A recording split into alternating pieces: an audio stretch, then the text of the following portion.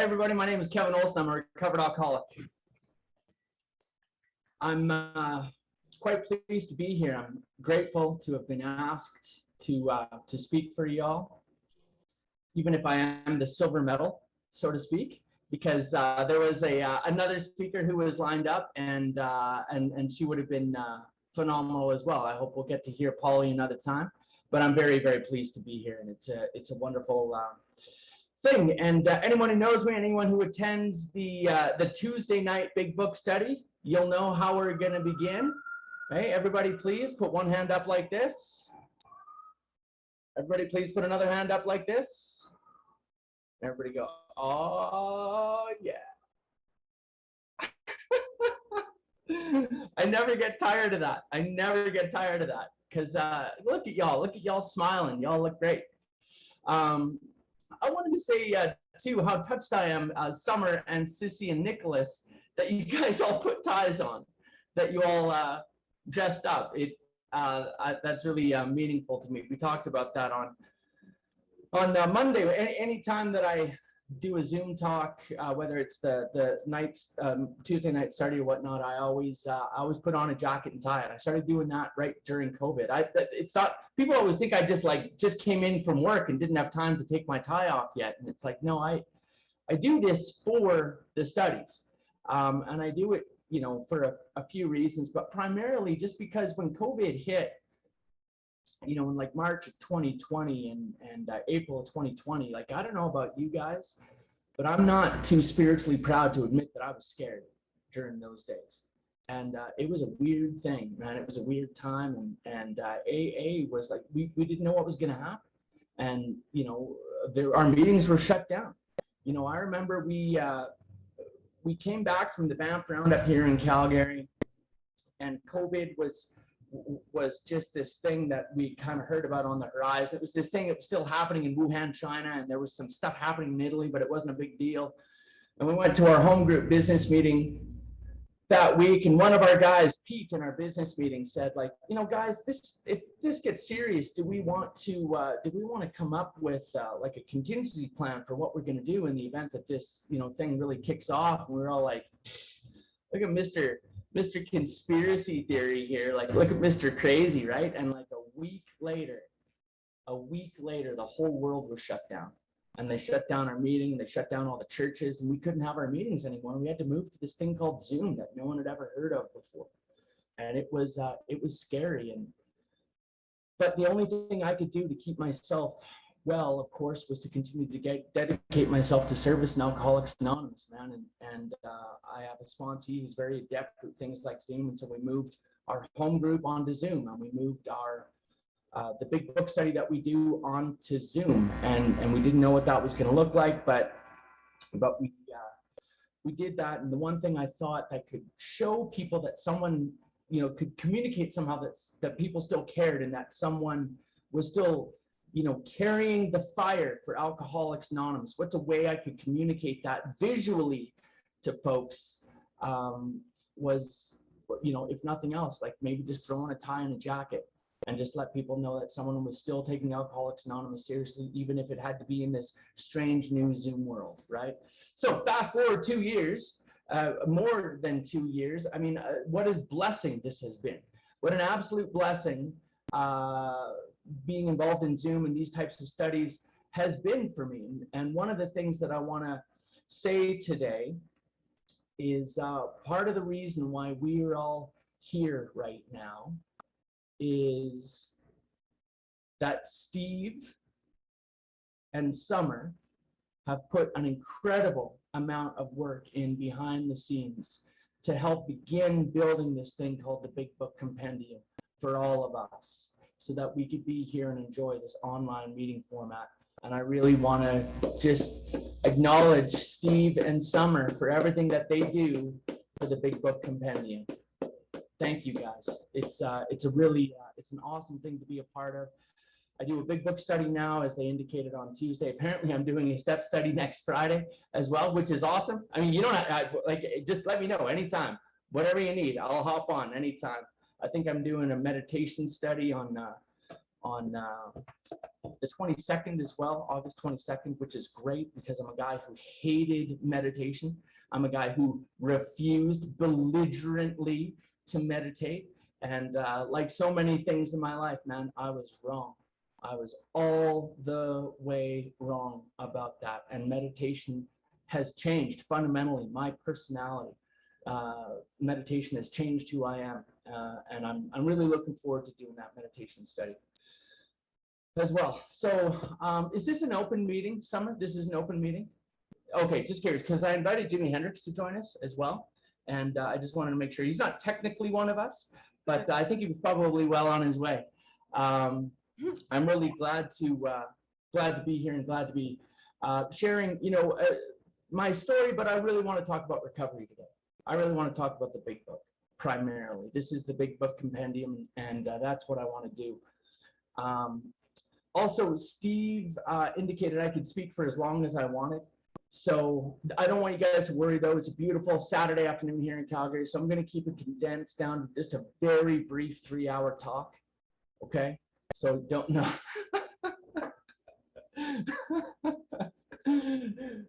No, man, seriously, this is, it's going to be whatever it is. Before I do this talk, I had a long talk with God, and hopefully this is just his talk. This isn't mine. I'm just a channel. I'm just evidence that this thing works, that Alcoholics Anonymous works. One of the things I like to say a lot, we often will say like, oh, I'm a miracle, or this person in Alcoholics Anonymous is a miracle. And I've been taught that I am not a miracle. Alcoholics Anonymous is the miracle. I am just evidence of the miracle of Alcoholics Anonymous. And if you're here and you're new, or you're coming back, or you're struggling, I want you to know that the miracle of Alcoholics Anonymous that happened to me can happen to anyone who will do this work. Okay, period. I am not special. I am not unique. And in fact, that's what I have come to understand the spiritual principle of anonymity means. Anonymity doesn't mean that I don't want you to know who I am. Anonymity to me today, as I understand it, means that who I am is not important. What is important is this message. This message in the big book of Alcoholics Anonymous. This is what is relevant and important for all of us. And anyone who will do this work, anyone who will come and apply these steps to their life, can have the same miracles happen in their life that I have. So, I guess one of the first things I want you guys to know, I was born in 1978, so I'm 43 years old right now. I guess actually, and just by way of just identification, I'll tell you guys that I was separated from alcohol February 18th, 2001. My sponsor's name is Daryl D. My home group is the Primary Purpose Group of Calgary, Alberta, which a few of you have been to. I know Sissy and Nicholas were just there for their first time on Wednesday. It was great to have you guys there. I know Dawn's been there. I certainly know Dwayne has been there. And yeah, that's a group that I'll talk about a little bit because I was part of God's inspiration in starting that meeting almost 14 years ago now, and it's been one of the greatest blessings of my life. So I have a sponsor, Dwayne, or rather not Dwayne, but Daryl, as I indicated. And I have a sponsor that knows he is my sponsor. I talk to Daryl on a regular basis, and he's been certainly a guiding force for me in my life. And I also sponsor several guys, many guys. I'm privileged and grateful to have that experience and to take those men through this book, through the big book of Alcoholics Anonymous. I'm glad Dwayne is here, one of my most current sponsees, and he's doing great. And it's, hey, there he is. Good stuff, Dwayne. Good stuff. So yeah, like I said, I was born in 1978. I'm 43 years old right now. As it stands today, I'm separated from alcohol for 21 years, which is certainly a miracle. And by the time I'm done telling my story, I think you'll probably agree that's a miracle. One of the things to know about me is that I'm an only child. So I know brothers and sisters, and I think in Alcoholics Anonymous, I'm in pretty good company that way. In fact, Dr. Bob, one of our co-founders here in AA, was an only child. And Dr. Bob writes in his story in the book that being an only child engendered in him the selfishness that would later cause such a large part in an important part in bringing on his alcoholism. And certainly that was the case for me. Growing up as an only child, I felt, that I was the only person really in the world that mattered. That I was the only person in the world, I was just kind of the prince of the universe. And that was fine until I had to go out in the world and start interacting with other people. And almost immediately in life, I started colliding, coming into collision with other people because I wanted what I wanted, when I wanted it, how I wanted it, like any good alcoholic, even when I was 4 years old. And, I can remember many times, many birthdays growing up as a kid, I was perpetually in my birthday. All my friends would be out celebrating the rest of my birthday, eating the cake and stuff. And I was in timeout in my birthday because of the way that I was behaving, because there is nothing worse than an only child on their birthday. Okay. I promise you that. Like, I was a psychopath. Okay. And I was the 4-year-old actor who wanted to control the whole show right from the very beginning, right from day one. And, but of course, the other part about being an only child growing up is that, people refer to the lonely only child, right? And man, that was certainly the case for me. That was certainly the case for me. And then, so by the time I was 12 years old or so, I was filled with this sense of entitlement and selfishness and self-centeredness. I was filled with this loneliness. And then the other thing about being an only child is that, all the weight of the expectations of the family are all on you. We're all on me. Or at least that was my perception. That may not. Hey, Jazz, how are you, man? Great to see you, buddy. How you doing, guys? Sorry to interrupt and come late, but I just wanted to catch you. El Shazali. Okay, good to see you, buddy. I'm glad you're here. Anyway, so I was also, based on like having all that weight on me of expectations I thought of the family, I was filled with anxiety. I was the type of kid, even at like 12 years old, 10, 11, 12 years old, if I got a test back at school and I had anything less than like 100% on that, I would start openly like sobbing and crying, just in absolute anxiety and fear, even at that young age, of failure and that I wasn't good enough. And so that, coupled with that only child loneliness, coupled with that only child desire to like be in control, I started colliding with people right away. And one of the things that started happening to me when I was a kid is I got, it's not, I've listened to enough step 5s now of, is the sound not good, Summer? It's going in and out a little bit, but it's getting better. Your voice is getting low and then high. Oh man, I'm sorry to hear that. Let me try. I think we should be good.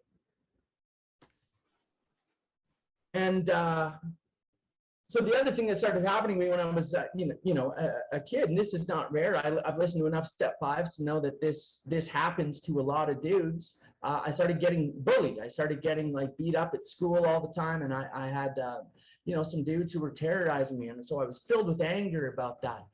And so there I am. I'm 12 years old, and I am filled with what Dr. Silkworth describes in our book as the spiritual malady. I was filled with restlessness, irritability, and discontent as a 12-year-old kid, okay? But I didn't know it. I didn't know that I was filled with this spiritual sickness. If you would have asked me when I was 12 years old, Kevin, what's going on with you? What do you think is wrong? I don't think my answer would have been, well, I think I'm feeling a little spiritually sick today. It's not an acceptable answer, okay? Acceptable answers in life are, what, I'm fine. How are you doing? Good, and you? Yeah, I'm fine. Okay, for me to admit or say even or acknowledge or even be aware that, I'm feeling a little spiritually sick today would not have been acceptable, and it was not even something that I was really aware of. And so I had this problem I didn't even know I needed a solution to. I didn't know that all this stuff was really going on with me. One of the things that Dr. Silkworth talks about is The alcoholic way of life seems the only normal one, right? And I used to read that statement in the doctor's opinion and think that he was referring to when we're drinking, the way that we drink seems normal. And what I've come to understand in my life and in my recovery is that I also think that the way that I feel when I get sober is normal. I think it's normal to be filled with restlessness, irritability, and discontent. I think it's normal to be filled with fear and filled with depression and filled with anger, because I don't know any other way. I don't know any other way, and I don't know any other way. I don't know any way out of that. So I just think that it's normal. It's like Chuck Chamberlain, talks about the fish swimming around in water. And the one fish says, what a beautiful day. And the other fish says, oh, what a beautiful day. Isn't the water fine? And the other fish says, what's water? Because he has no idea that he's surrounded by it. His being is consumed with it, but we don't know. I certainly didn't know at that age that was not normal, and I didn't have to feel that way. And what I've really found in Alcoholics Anonymous is a way to be free of that feeling. But I didn't find that when I was 12 years old.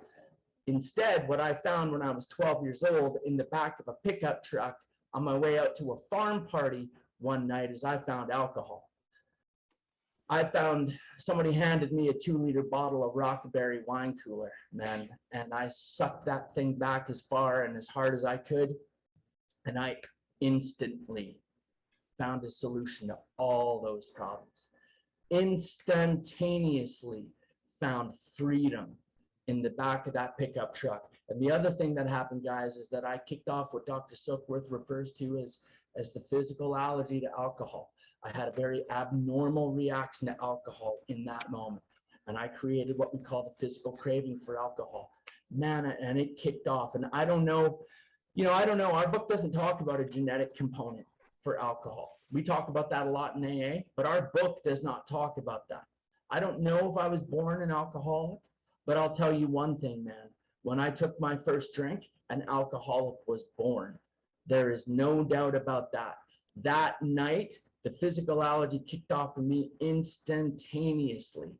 And I absolutely started running around that party. We're at this farm party with this big bonfire, and I was running around stealing people's drinks and getting anything I could. And I remember I was wearing this white polo shirt that I'd gotten from someone, and I was drinking they called it Paralyzer, but what it really was just vodka poured in chocolate milk.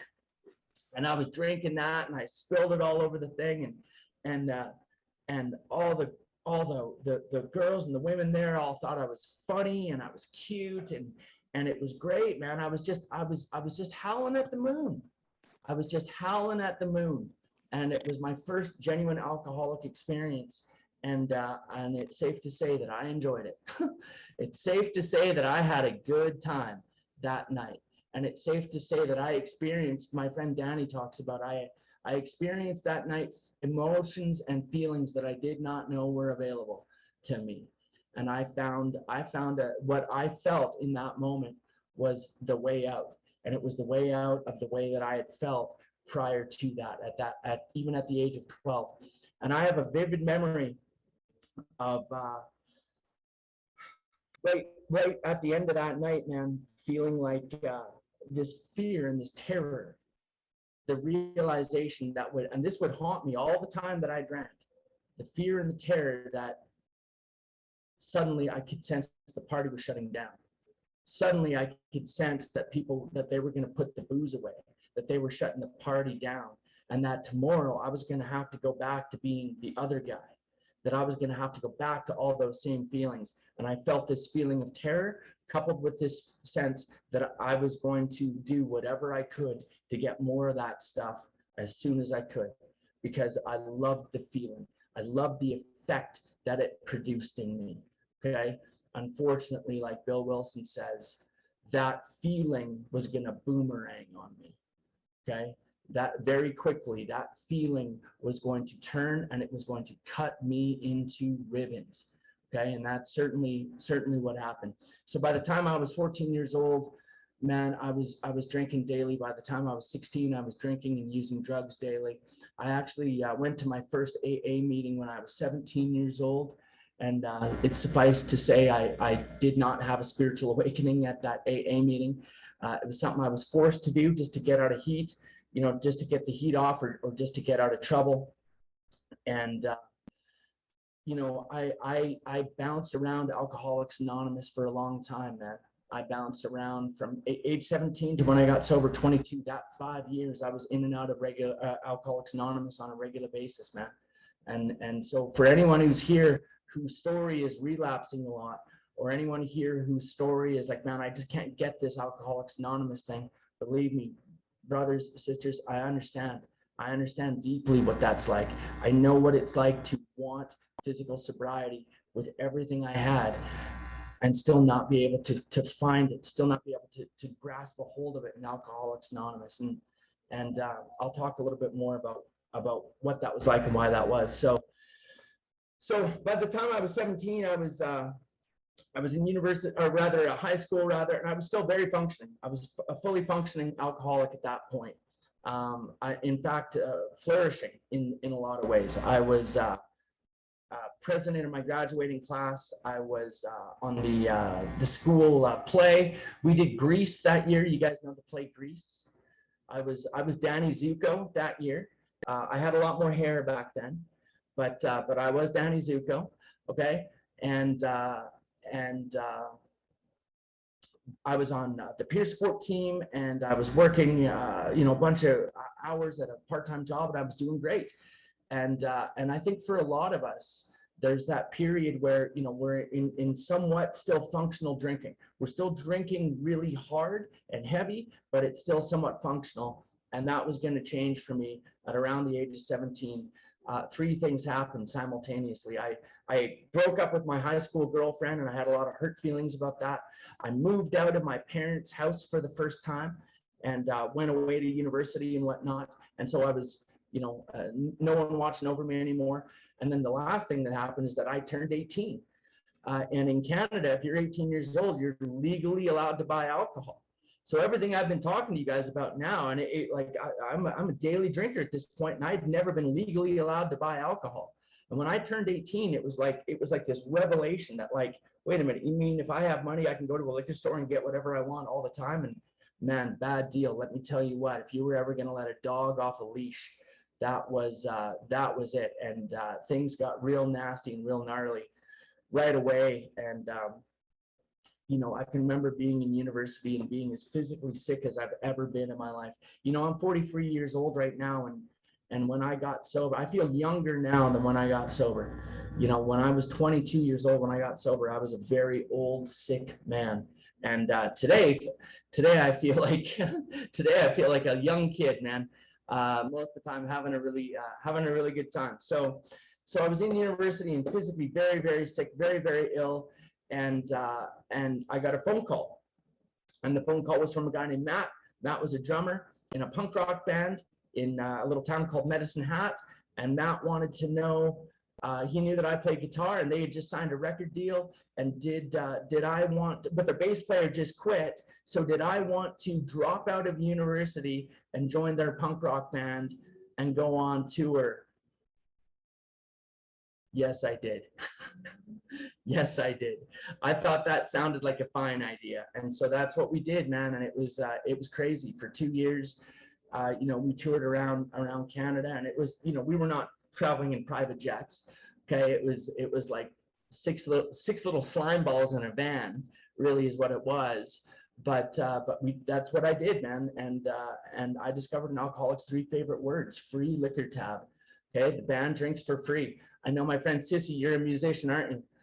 So I saw that on your Facebook. So yeah, that alcohol, the band drinks for free, man.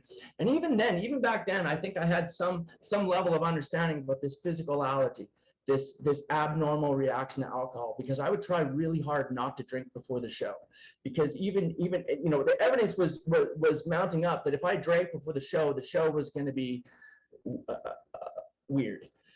So I would try really hard not to drink before the show. And then after the show, man, things would get terrible. And as you can imagine, being an unreliable dirtbag alcoholic, I ended up getting fired from that band.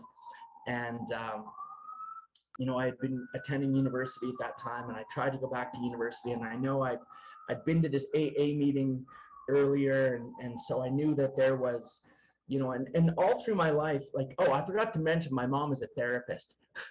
Okay. My mom is a therapist. My mom's a counselor. That always gets a laugh out of people in AA whenever they hear that, right? So my mom was a therapist, and man, I grew up talking about my feelings. Okay, and I'm here to tell you, if learning how to talk about my feelings was recovery from alcoholism, I never would have had this problem. Okay, my problem is that I was obsessed with my feelings. My problem is that my feelings are the only thing that I ever cared about. I didn't care about your feelings. I never stopped to consider your feelings for a moment.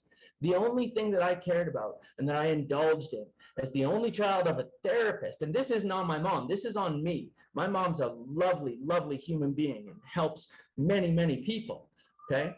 But being a selfish, self-centered alcoholic, the only thing I knew to care about was my feelings. And one of two things, either I needed you to make me feel better or I was gonna make myself feel better. And I only knew one way to make myself feel better, and that was to get drunk over and over and over. That was the only coping mechanism I had. By the time I got kicked out of that band and I was flailing around university, and it was like the third week of university, and I hadn't even like been to a class yet. It's like midterms are next week, and I hadn't even bought the textbooks yet for university. I didn't know what I was going to do, and so I remember one night thinking, okay, I'm going to get help. Okay, I'm going to get help. And so what that meant for me is that one night in a fit of drama and drunkenness, I sat and wrote my parents a long letter about, you know, oh my God, all the things that, oh, help me. And it was completely disingenuous. Okay, completely disingenuous, but I just needed someone to just get the heat off. Okay, so I wrote that letter, and my parents were, you know, oh, my mom, the therapist, was like, oh, you know, we'll take care of everything. And they did. For about 30 days, they sent me off to a treatment center, and that treatment center, you know, took care of everything. And suffice to say, I did not have a spiritual awakening at that treatment center. It was not an AA-based treatment center whatsoever. And I got out of that treatment center, and within like minutes of hitting the street, I got loaded again.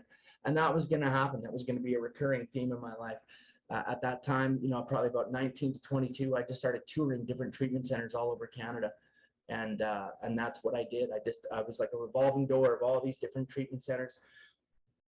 And ultimately, after a very real suicide attempt, I ended up in a place called 5 North, which is the psych ward in Medicine Hat. A little town. When I say Medicine Hat, Medicine Hat is a small town in California, or not California. It's a small town in Alberta, up here in Canada. And that's where, and so I lived in that psych ward for an appreciable length of time. For months, I lived there.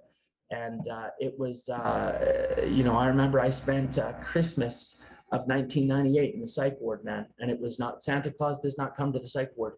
I'll tell you that, man. And it was not good. But the only thing, guys, that they would let me out for in that psych ward was AA meetings. It was the only thing they would let me out for.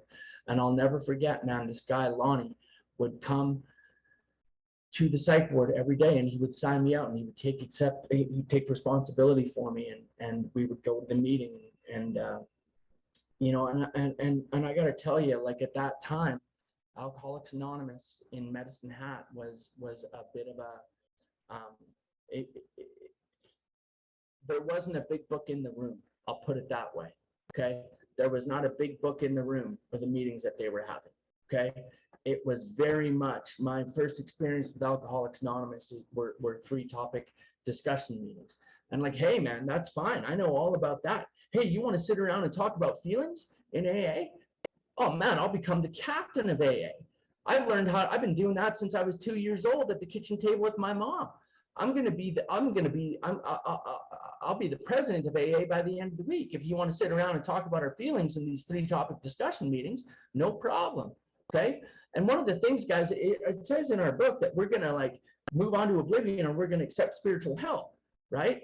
Am I going to accept spiritual help? Well, here's the thing about that spiritual help. It's kind of a misnomer. Okay. Because what I thought is I was going to come and accept spiritual help as in you were going to do this for me. Okay. Because that's how I've been my whole life. Okay. Especially as an only child, like, man, people do it for me. Just do it for me. I don't have to do this stuff. Send me to the treatment center and do it for me. Okay, I'll come to AA and give me the spiritual awakening and do it for me. That's spiritual help, right? And the problem is, it's not quite that way in AA.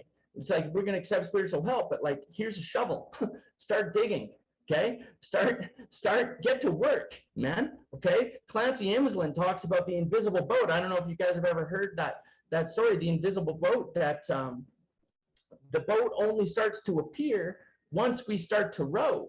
Okay, we got to pick up an oar and start to row. The boat, the invisible boat of Alcoholics Anonymous, will only begin to appear when we start rowing, when I start doing the work. So I was in that psych ward, and that was the first time, by the way, that I remember ever having a copy of this book in my hand. As God would have it, as someone was practicing, public information and cooperation with the professional community, some good member of AA had come and put a big book in that psych ward.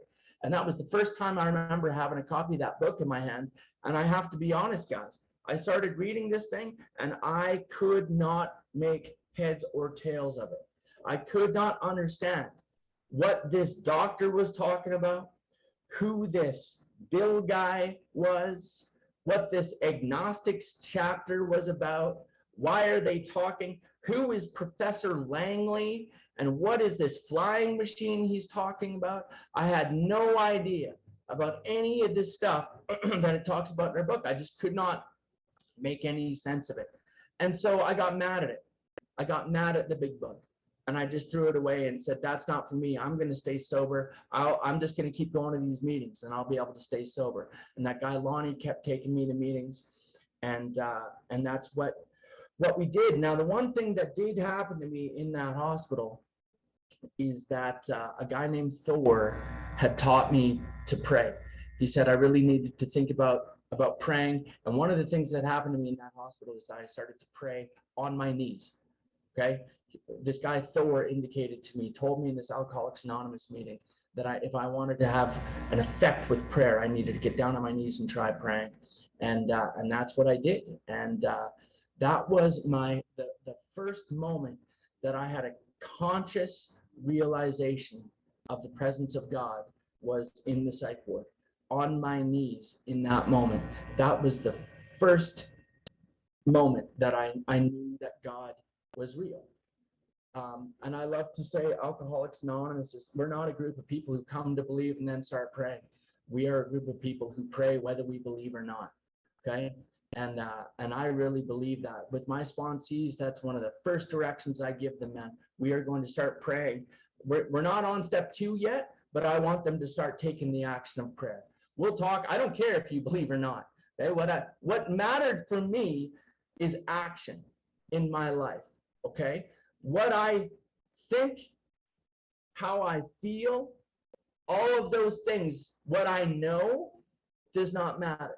My problem is not that I don't know things. My problem is that I don't do things. And one of the first things that I can start doing in Alcoholics Anonymous is getting down on my knees to pray. It's one of the first tangible actions that I could start taking. And so that's what I asked my sponsees to do. So guys, I'm not going to tell you that I stayed sober after that psych ward. I lived there for a long time and I stayed sober for a period of time, but I just kept flailing around AA for many, many, many years. Up to 5 years in and out of AA between the ages of 17 to 22. I was just, and man, I promise you this, it was not for lack of going to meetings. I promise you that, man. At one point I was going to 5 AA meetings a day on the bus, just traveling, taking the bus, going to these meetings, thinking at that time that Alcoholics Anonymous was some type of de facto pop psychology group therapy, that I would just go to meetings and talk about just sharing where I was at the meeting, right? And that somehow cathartically that was going to make me feel better, and it didn't. Okay. Now I'm not trying to hate on fellowship, and I'm not trying to hate on meetings. Okay. I love the fellowship of Alcoholics Anonymous. I love it with all my heart. Okay. The problem for an alcoholic of my type is that I cannot stay sober on fellowship alone. Okay. I am not here to advocate yes recovery, no fellowship. Okay. I'm saying we need both. okay, that there are two sides to Alcoholics Anonymous. There is our program of recovery in the big book, the 12-step program of recovery, and there is the fellowship side, okay? For me, I was not able to stay sober on the fellowship and the meetings of Alcoholics Anonymous alone. I've been told that that is possible, that a person can stay sober on meetings alone, but the qualification they made was that I can only do that if I'm lucky. If I'm lucky. And what they meant by being lucky is that as long as nothing ever really bad ever happens in your life, or nothing really good ever happens in your life, because goodness knows good things happening to us can be as disastrous as bad things happen. So for me, guys, my life has to be dedicated, and my life is dedicated and devoted gratefully to the 12-step program of recovery in the big book. So I started flaring around AA for many, many years at that time, going in and out of treatment centers, and 30 days drunk, 60 days drunk, and not being able to figure out what happened. And after another time I'd spent 9 months in a treatment center and got drunk again almost immediately after leaving. I just couldn't figure out what was going on. I remember I called the guy who was my sponsor at that time, a guy named David, who I'm still friends with and in touch with to this day. David, I called him and David, it happened again. It happened again. What do I do? I don't know what to do, David. Tell me what to do. And he said, Kevin, I can't tell you what to do. I can tell you what I did. And what I did is dedicated myself to recovery in the 12-step program of Alcoholics Anonymous in the big book, out of the big book. And if you're willing to sit with me and go through that work instead of trying to keep doing it your way, if you're willing to do it our way, if you're willing to do it the way laid out in the book and nothing else, maybe this will work for you. Because the problem, guys, is during that 5 years, what I was trying, man, I was trying. I really wanted Kevin's program. I really wanted sobriety, but the problem is that I was working Kevin's program. That's the problem. I was not working the program. There was no surrender involved in my program, in my life, and at that time. My whole life was consumed with my own selfish self-will. And what it says in step 3 in our book is that the first requirement is that we be convinced that a life run on self-will will not work. And I had never accepted that requirement. Okay, I was trying to do AA, but I was trying to do it my way. I was trying to work Kevin's program. Okay, I had learned just enough AA to be able to work an honest program dishonestly. Okay, and that's really what it was, man. And it was in a treatment center, again, back in another treatment center, on my knees at this place called 1835 House. Thank God for 1835 House, man. On my knees in that treatment center is where our book says we needed to concede to our innermost selves that we were truly alcoholic. This is the first step in recovery. I had never done that. I had never actually conceded. Did I concede that I had a drinking problem? Of course I did. You would have to be blind to not see that I had a drinking problem. Okay, of course I had a drinking problem. But what I could not surrender to was that for me, there was never going to be another way out other than the 12-step program of recovery in Alcoholics Anonymous. Period, full stop, end of story. Okay? And that's what I needed to surrender to.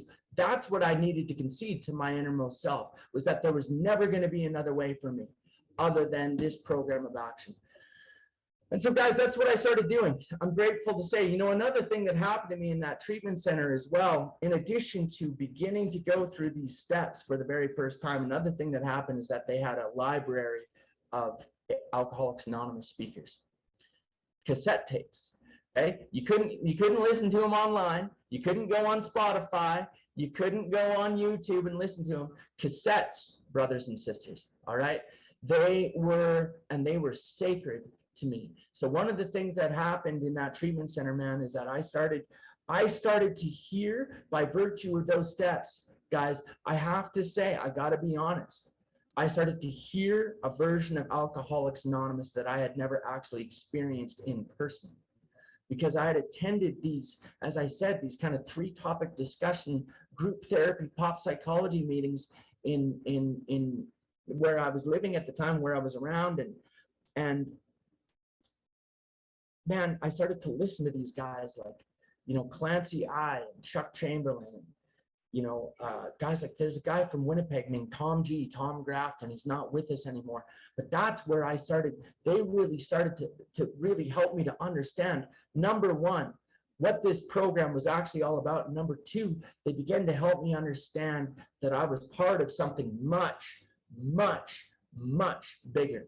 They began to help me to understand about the heritage of Alcoholics Anonymous and the legacy of Alcoholics Anonymous and where we came from and what it fundamentally means to be a member of Alcoholics Anonymous. And then they helped me to begin to understand that I was part of a worldwide fellowship and a worldwide program of recovery, and how blessed we are today by virtue of this seemingly horrible pandemic, that today I get to be on the Zoom call with friends from Sweden, with friends from California, with friends from Chicago, and friends from Calgary.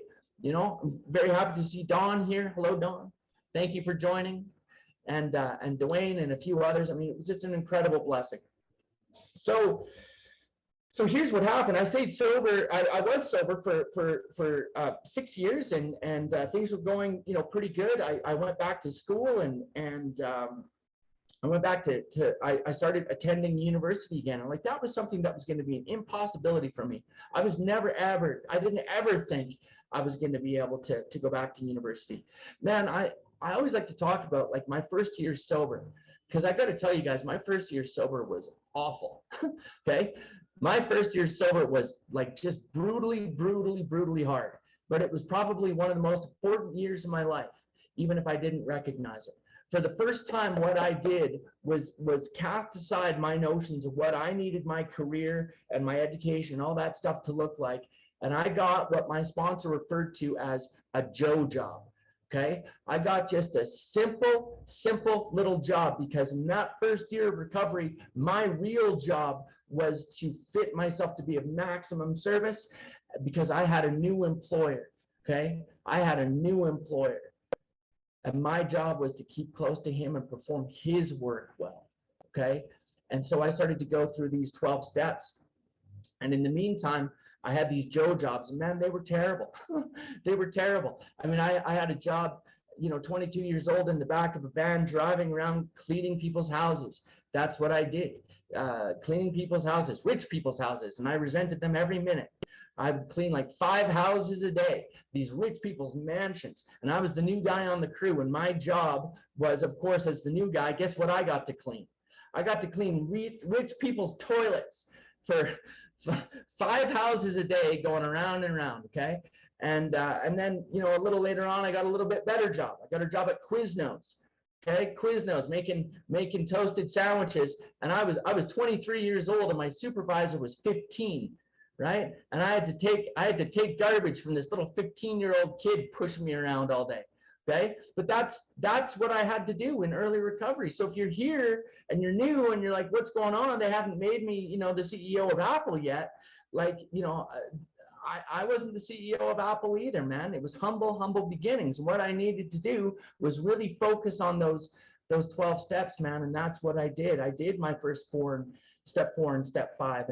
And I can honestly, guys, I can honestly tell you that my life, when I look at it, can be compartmentalized truly by the power of that step 5 in my life.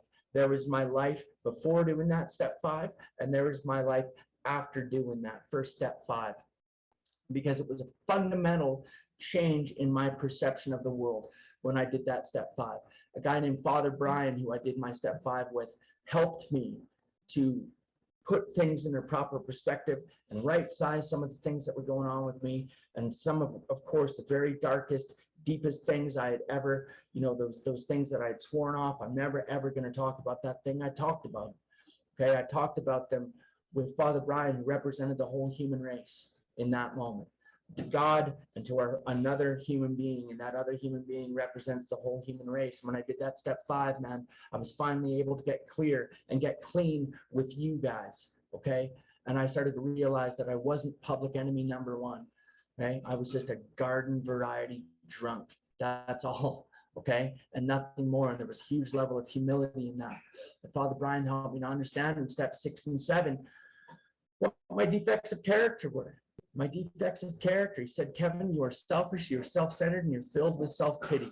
And if you were willing to work with God's help on a daily basis, and if you will keep it that simple, you will do very well. Okay? Our book says, man, selfishness and self-centeredness, this is the root of our trouble. Okay? And I think there's a reason that Bill says it's the root. Selfishness and self-centeredness, because from that root, everything else grows, doesn't it? Okay? When on the Tuesday night big book study, we play a game when we get to step 6 and 7. There's not a defect of character that someone can throw at me that we cannot trace back to the root of selfishness and self-centeredness. All these things, fear, dishonesty, inconsideration, self-pity, you name, procrastination. Why do I procrastinate? I procrastinate because I do what I want to do, when I want to do it, how I want to do it, and I'm probably afraid of doing it anyway, and it's all related to selfishness and self-centeredness, all of it. You know, and one of the things that I've come to recognize is that the fundamental problem of the alcoholic, of course, is the spiritual sickness, okay? Underlying the physical allergy, underlying the mental obsession, as we talk about, you know, which I haven't really done a good job of talking about today. I haven't really touched on it. But suffice to say, when I was drinking, I would swear off. I would swear off and say, that's it, I'm done, I'm through forever, I'm never going to drink again.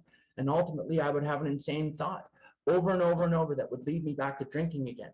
At the root of all that is the spiritual sickness, okay? My inability to feel easy and comfortable without a drink in my hand. Okay. As soon as you took that away, I felt very uneasy and uncomfortable. Okay. And the outward manifestation, I've come to learn, I've come to realize the outward manifestation of a spiritually sick human being is to behave in a selfish and self-centered way. Okay.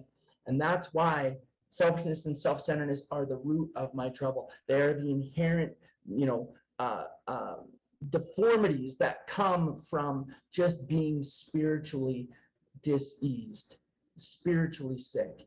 And what I have really found in Alcoholics Anonymous now today is a way to feel ease and comfort and sober at the same time. I can feel easy and comfortable without having to drink anymore. So I went through those steps. I went through steps 8 and 9. I did, you know, I made amends. I paid the money back, and there was a lot to pay back. And I made amends to my family and all the people that I had hurt, and I had hurt them significantly, believe me. And I made, you know, my mom, for anyone who's here and making amends and you're not quite sure, like it's not happening as fast as you had hoped. My mom I was 4 years sober when my mom would finally accept my step 9 amend. Prior to that, she would not hear it because I had broken her heart so many times, because I'd lied to her so many times, so many broken promises that she just didn't want to hear it. And so I was 4 years sober when my mom finally accepted my amend. And I'm here to tell you today, my mom is one of my best friends in the world today. Thank God. So what I wanted to tell you is that I stayed sober for 6 years and I fell in love. I fell in love with a woman, and it was all great. It was all sweetness and light. We were going to get married. We got engaged, and we were planning the wedding and all that stuff. And man, it was just too cute. It was just perfect. And this woman went on a business trip to Maui, and while she was in Maui, she met Charlie, the surf instructor. And it sounds like a movie. I know when people say, "Oh, there's movies about that." It's like, yeah, it was my life. So she met Charlie, the surf instructor. She came home and she's like, guess what? Wedding's off, hot shot. I met the man of my dreams and you're not it. And there I was, like 6 years sober, and just devastated by this broken heart and rejection and anger, you know, and man, I was, believe me, I would love to tell you guys that I handled that with spiritual grace, but I certainly did not.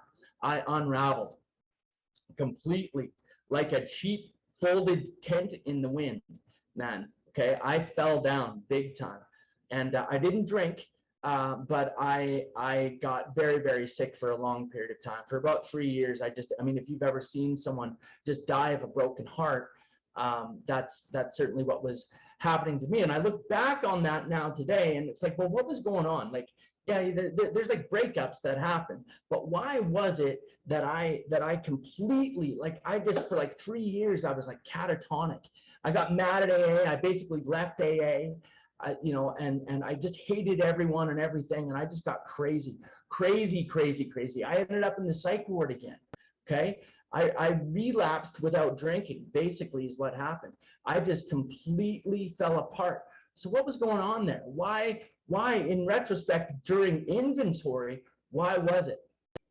And so I look back at that now, and guys, what I really realized is that little by little, I had started to trend down on what I was doing in AA, because I had gotten this human being in my life, and I got this future with this person, and little by little, I began to put this person in the central fact of my life rather than God.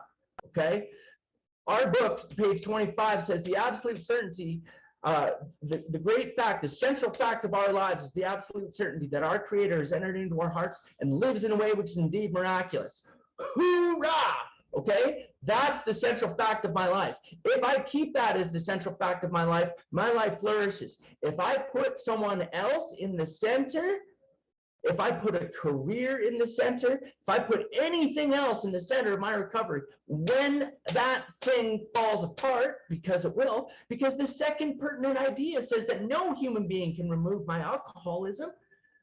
She didn't have that power, nor did she sign up to be that power, man. Okay? And so when I started to get a little weird, a little funky, who could blame her for going to find someone else, man? She was probably looking for a reason to escape, man. Okay? Took me a long time and a lot of inventory to get there, I gotta tell you. That did not come easily, that recognition. Okay? But that's what happened. And so, guys, one of the best things that ever happened to me in my life, now in retrospect, look, guys, we have a saying, you can't connect the dots going forward. We can only connect the dots looking backwards, okay? And one of the things I've come to learn about fear in AA is, like, the thing that I'm afraid of right now, I can't understand. I can't see how 10 years from now I'm going to look back and see the thing and be like, oh my God, it all happened for a reason. It was absolutely perfect. It was absolutely God's plan. Okay? All I can see is, oh my God, this thing is happening to me. My life is over. I'm destroyed. I'm going to commit suicide. I'm going to, all the stuff, right? Today, I want to tell you guys, from here, where I sit right now today, it's been about 15 years since that happened, believe it or not. I'm going to tell you what's happened as a result of that, okay? So I came back to AA. Again, like, I didn't drink, but I just left AA in a childish tantrum, and I just went crazy for a long time. I didn't want to be around AA. I didn't want to be around all the people that I resented. People are telling me to, like, well, have you turned it over yet? Have you found a reason to be grateful for it yet? Like, people were just driving me crazy. And so I left AA. When I came back, and I was always in touch with the guys and whatnot, but when I was done throwing my tantrum, when I came back to AA, one of the first things I did, I'll tell you this little step 5 story. One of the first things I did is, I knew I just get through the steps, get back into sponsoring people right away, as soon as possible. So I went to go do this step 5 with a friend of mine, my friend Adam. I did an inventory, and I'm going to go do my step 5 with Adam. And one of the things on my step 5 or my step 4 was column 1. It just said SUV. Okay, SUV. Like sport utility vehicle. It was the vehicle that she and I had bought together, that I was still driving, even though she was in Maui with the dude, with Charlie. I'm still driving this SUV around, and I had to get her name off the lease. And so as a result of that, I had to pay a much higher interest rate, and it was going to cost me thousands of dollars, and I hated this vehicle. So step 4, column 1, SUV. So of course that inventory, we go in and do it in Adam's house, and it was primarily about her, and it was primarily about all the stuff that had happened, and the people in AA that I was mad at when that happened, and all that kind of stuff. But the SUV was on there. And so Adam and I finished doing the step 5, and we're going to go out, and he says, let's go for breakfast. I said, all right, cool.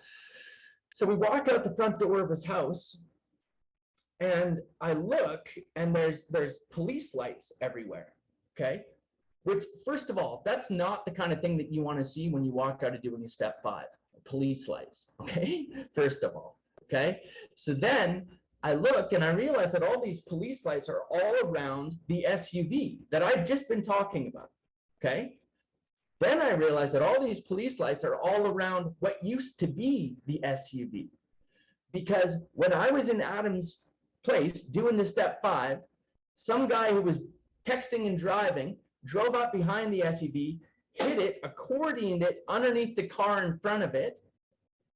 It was completely written off. He was fine. The driver was fine. Insurance bought me a new car, and I never, ever had to drive that SUV again.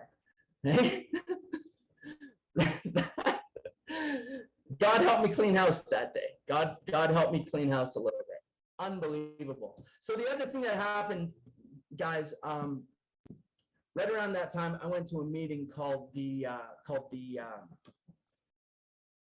Specific Group in Las Vegas.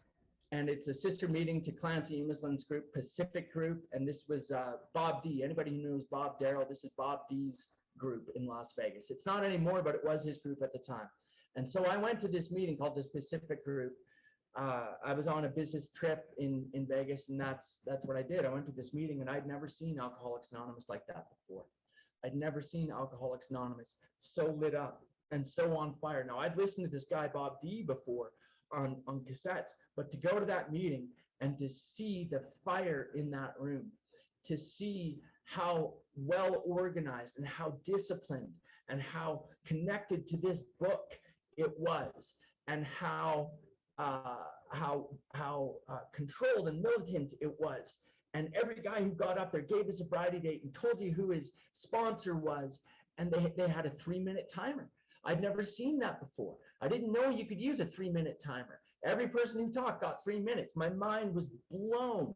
Okay, I'd never seen anything like this before. And I had a deep and profound spiritual experience at that meeting. And I came back to Calgary absolutely on fire for Alcoholics Anonymous. And I grabbed immediately that guy, Adam, I was just talking to you about, and I grabbed my friend Warren, and I grabbed my friend Armand, and I told them what I had just seen, what I had just experienced, and I was adamant that we needed to start something of our own in Calgary. I had this fire in me, and I needed them to help me carry this fire, and so we did. We started a meeting in Calgary called the Primary Purpose Group of Alcoholics Anonymous. And my friend Adam had gotten sober down in with Chris Raymer at his treatment center called La Hacienda. And so Adam knew all about this type of Alcoholics Anonymous in the U.S. And man, we were lit, and we just, the 4 of us got together and we wrote a little preamble, and we decided, exactly what we wanted the meeting to be, what we wanted to talk about. And we're quite clear in our preamble that we are going to read from this book, and we are going to share about what we read in this book. And if I do not have experience with what was read, we ask that you kindly pass. That our meeting is not meant to be a dumping ground for everyone's problems. In the meeting, we want to focus on the solution. I need to take my problems to my sponsor and bring the solutions to the meeting, man. That's what I need to do. Yeah, that's what I need to do, man. Okay? And so we created this meeting, and it was humble beginnings, man. Let me tell you, we had 4 guys, the 4 of us, and 3 guys from a homeless shelter, one of whom is sober to this very day. All 4 of those, no, that's not true. I won't say that all 4 of the guys who started the meeting are still sober. One has drank 1 time since then. Of those 3 homeless guys who came to that first initial meeting, one of them is sober to this day and still runs the Oxford House Foundation here in Calgary, which is an amazing thing. And one of the other guys we're still in touch with all the time. Anyway, it's an amazing thing. We started with these 7 of us in the basement of this church, and now it's 14 years later. On any given Wednesday, you're going to have 120 people at that meeting. Typically about 100 people in the room, 20 people online. We're still a Zoom hybrid. We're going to stay that way forever. We've decided the hybrid thing is not so that our friends Sissy and Nicole can come, and that anyone can come, and that we have sponsees, or not sponsees, but guys who are, Dwayne. Dwayne is a guy that I sponsor. He lives in Edmonton, which is but he's a great home group member at Primary Purpose Group. Okay, so that people who feel the vibe of what we're doing, okay, people who feel this resonation to the solution, man, when they hear it, and they can feel the fire in that room, even if it's just virtually. They can hear it and they can feel it. And I know it's an incredible thing. We have guys who've traveled all over the world. They're traveling through Thailand right now, all that stuff, and they're still at their home group every Wednesday night. They're there every Wednesday night, man. They don't miss. They come to the business meetings. No matter where they are around the world, we can still Zoom them in, and it's an incredible thing to be a part of, to have a host of friends, to watch a fellowship grow about you. This is an experience you must not miss. We know you will not want to miss it. Frequent contact with newcomers and with each other is the bright spot of our lives, and that is what we have created through God's grace on Wednesday nights, man, at Primary Purpose Group. And it's been an incredible thing to watch what's come from that. In terms of this big book compendium, we have a lot of people from Calgary who are helping you all out, like Tyler and Corey and Bill and Paige. Paige is a member of Primary Purpose Group, man, and it's an incredible thing to have been a part of and to watch grow. So guys, I'm going to wrap up with this. One of the amazing things that happened to me in my life, something that I never, ever, ever, ever, ever, ever, ever, ever, ever, ever thought was going to happen to me again, has happened. And this beautiful woman walked into the big book study one night, and she and I slowly started to get to know one another. And she is absolutely the love of my life now. And she's just in the other room. It says there's 17 people on the call, but there's actually 18 because Nikki is just in the other room listening. And Nikki and I can't even believe this kind of thing was ever going to happen to me, but Nikki and I just recently got engaged. So we're getting married again, and I never ever thought that was going to happen. Somebody suggested to me, Kevin, don't let her go to Maui, right? But you know what? So what's funny about that, guys, is that the day that I proposed to her again, I immediately, you can imagine, I became consumed with fear, right? Consumed with trauma, my trauma about what happened, right? My trauma, right? And the reality, now, conventional wisdom would be like, well, you need to talk to your partner about what's going on, right? So imagine I go and I propose to her, diamond ring, the whole thing, man, beautiful day, and then immediately ruin it all for her by telling her about the fear that I had about what was going on from the past. Wrong, dude, wrong, all the way wrong. It's selfish. I didn't need to talk to her. You know who I needed to talk to? I needed to talk to God, man. What does our book say? Our book says that we trust infinite God rather than our finite selves. That's how we outgrow fear, okay? And so what I needed to do after getting down on bended knee with Nikki and that fear kicked in, man, I needed to get down on my knees and talk to God and remind myself that He is the central fact of my life. And that when I keep God as the central fact of my life, everything else that orbits around that God flourishes and is well. I can't even tell you, guys, career-wise, what's happened for me. I went back to university and got my degree, and my career is kicked off in unimaginable ways. About 2 years ago, they asked me to start managing. A bunch of normies came to me, this alcoholic, and asked me to manage a team of their own kind. They asked me to start managing a team of normies, of like engineers, man. And somehow I'm the boss. They made me the boss. It's insane. And I was terrified when that first happened. But I got to tell you guys, the things that I needed to do, number one, was show up. Okay? I think that showing up is such a huge part of recovery, man. I can fake caring, but I can't fake showing up. And for people like us, man, I was so filled with fear my whole life that I just never showed up to things, man. I'd rather sit at home and lay in bed and just wait for the world to pass me by, man. Okay? I need to let go of that fear. And even if I was afraid, show up anyway, man. Show up afraid. Who cares? Show up afraid. What if I wasn't afraid? What would I do if I wasn't afraid? Okay. Meditation, as I said earlier, meditation has helped me to become a better in every area of my life, including my job, including my career, because I'm mellow now. Okay. I'm not spastic like I used to be. I don't react like I used to, man. Okay. Things can happen to me business wise, and things do. Imagine this. So it's September 2019, and they asked me to start managing this team. What could possibly go wrong? How about a global worldwide pandemic? How about trying to manage a team and a business through that? But I was able to. I was able to through God's grace, strong sponsorship, and a lot of meditation. The other thing that I've come to believe is that even when in everything I do and everything in my life, it's always a 12-step call. Chuck Chamberlain teaches us that. Okay, in everything that I do, when I go to work, it's service work.